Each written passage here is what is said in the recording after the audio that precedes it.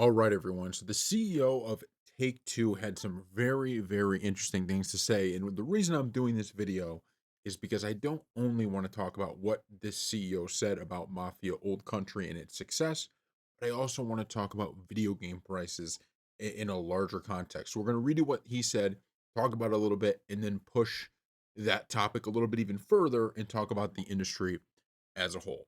So this is from GameSpot.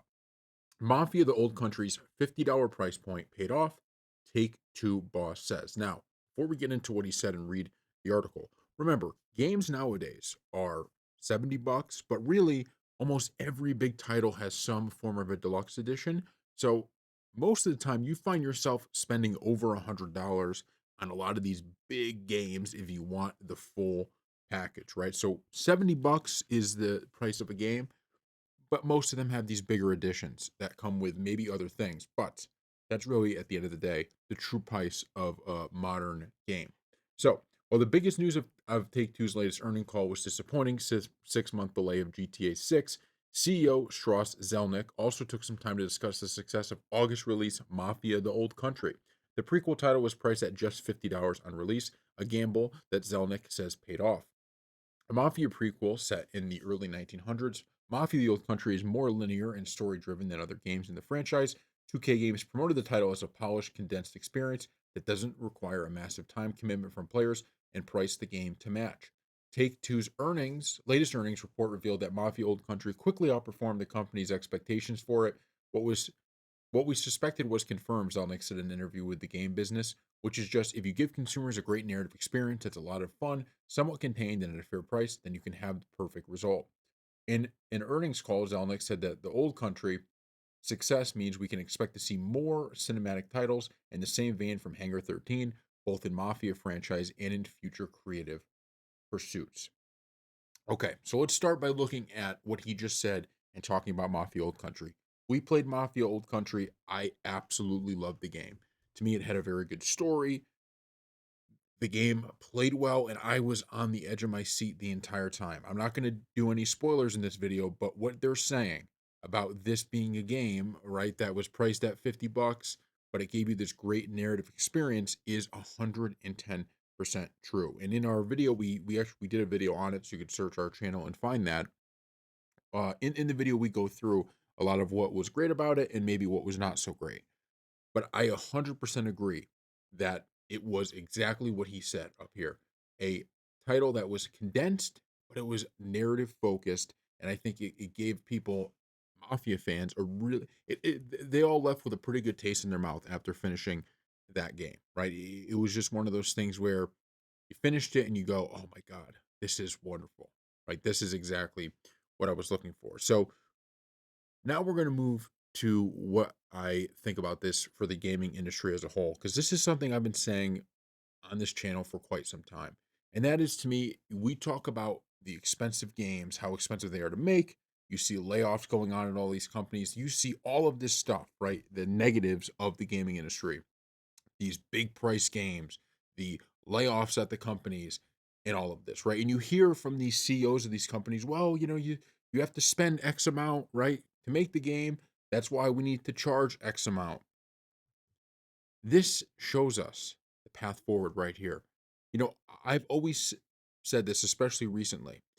I'm really sick of the fact that there are so many games out there that when you pick them up and play, you go, there's really 10 hours here of a lot of fun. There's 11 hours here of a lot of fun. And yet this game is a 25-hour game because they add in all of this stuff that's filler content that we don't need.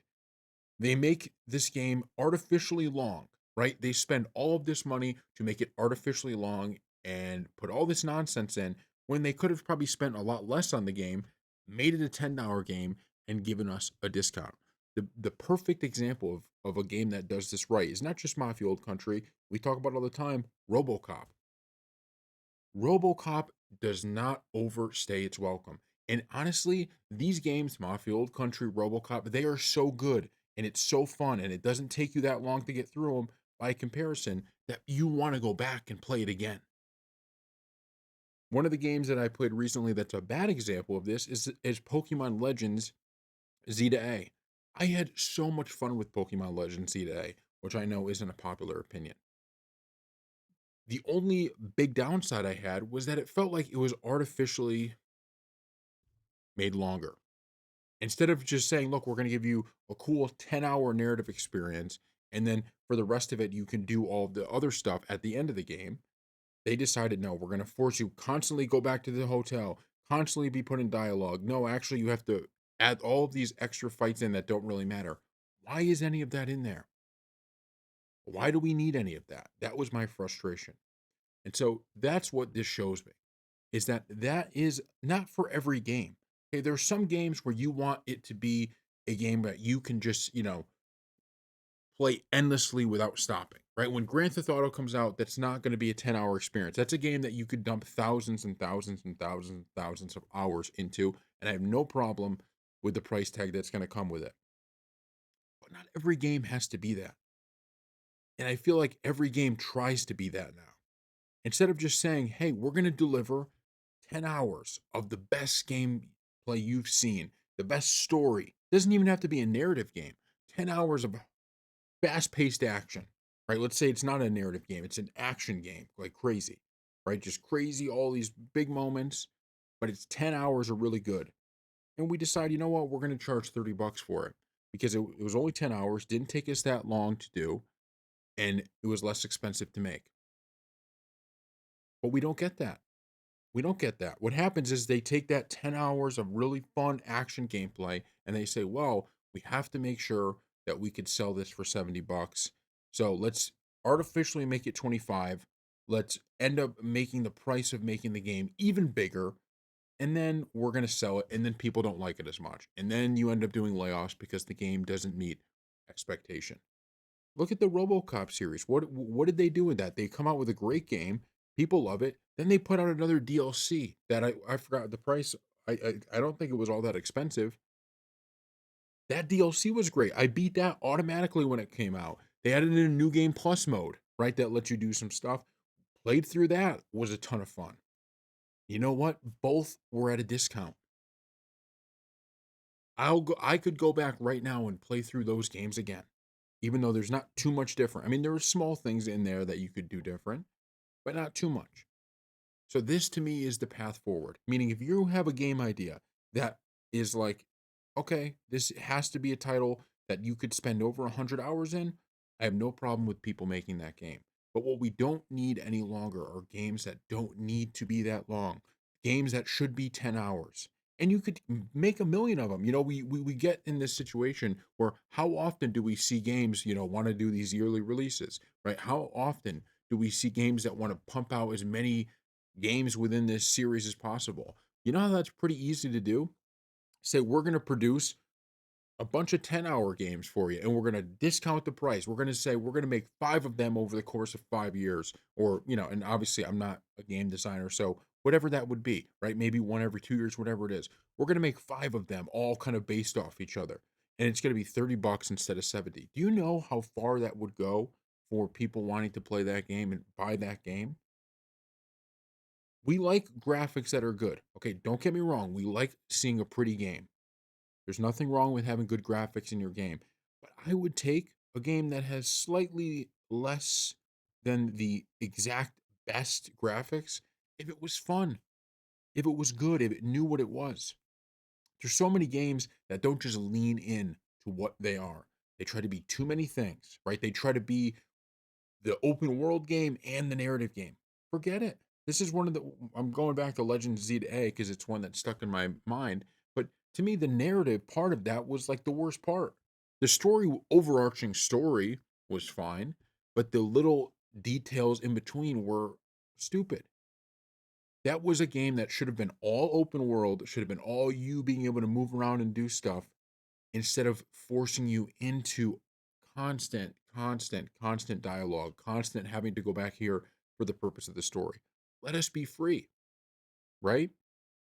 That's what type of game that should have been. And I can guarantee you, with all the kind of attacks that game has gotten, if they had done that, it's not that the game would maybe, people probably still would have had their issues, but at least I think people would have felt a little bit better. It wouldn't have felt like what it was. And so that's one of the reasons I wanted to do this video is because this is something we've been talking about on this channel, but to me, this really hammered it home. They found a way, okay, in the modern age of gaming, right, where games aren't 60 bucks, they're 70 bucks. And honestly, I don't even think it's fair to say they're 70 bucks because every game, if you want to get the whole package, you're paying in the hundreds. So it's not even really fair to say they're $70 games. You could get a base version, but really every game is over 100 bucks. And yet here we go. They put out a game $50. I mean, think about that. That's like over a decade old pricing right there. Right? That's what the games used to cost. And it was fun. I could load up Mafia Old Country right now, play through the whole game again, no problem. Now, sure, it's not quite the same, right? Because it is so narrative focused and we know everything about it. Right? I understand that, and I think like a RoboCop game, that game had a little bit more of replayability to it than say Mafia Old Country. But I do think if they went back to the drawing board, they could have made Mafia Old Country even more replayable without having to add that much to it. There are small things they could have done, small changes they could have made that made this a game that you want to replay again and again and again. But this was $50. So I just wanted to do this video because I really think that we focus so much on how to fix the gaming industry and all that. How do you fix the gaming industry, right? We focus so much on that. And to me, this is a perfect example of how to start. Companies, if you're out there, you know what? Instead of trying to make the game that costs all of this money to make, right? Make the game that is a little bit cheaper to make, but you can give a lower price point to the people that are buying while still delivering in a tighter package, right? I'm tired of playing games that you have to go through 25 hours when out of those 25, only 10 of them were really what we wanted to be doing. So just give us the 10. You don't give us the 25 if you only have 10 really, really good hours. So thank you all for watching.